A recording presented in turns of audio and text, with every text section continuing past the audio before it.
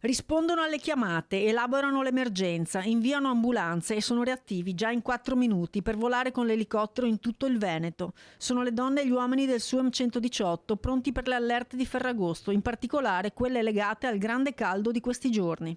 Lo sappiamo già per esperienza che dopo qualche giorno di caldo continuativo intenso ci aspettiamo nei prossimi giorni che aumenteranno queste criticità. Funziona che l'utente o il parente della persona che è vittima di questa esposizione eccessiva al calore chiama, noi inviamo il mezzo di soccorso e ovviamente dopo aver supportato le funzioni vitali del paziente lo portiamo in ospedale. I consigli per non finire tra le mani degli operatori sanitari sembrano banali, ma restano gli unici efficaci, specie per le persone considerate più fragili, come bambini e anziani. Col caldo si suda molto di più, come tutti sappiamo, quindi bisogna reintegrare questi liquidi bevendo magari di più, soprattutto i pazienti anziani che non hanno il senso della sete devono sforzarsi di bere anche se non sentono lo stimolo della sete.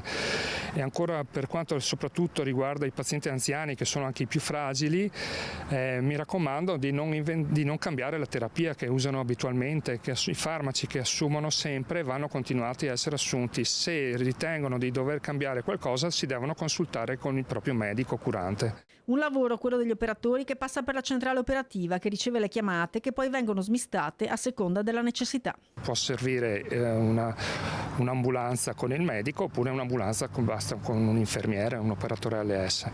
L'elicottero solitamente esce nei codici rossi e quindi nei casi più gravi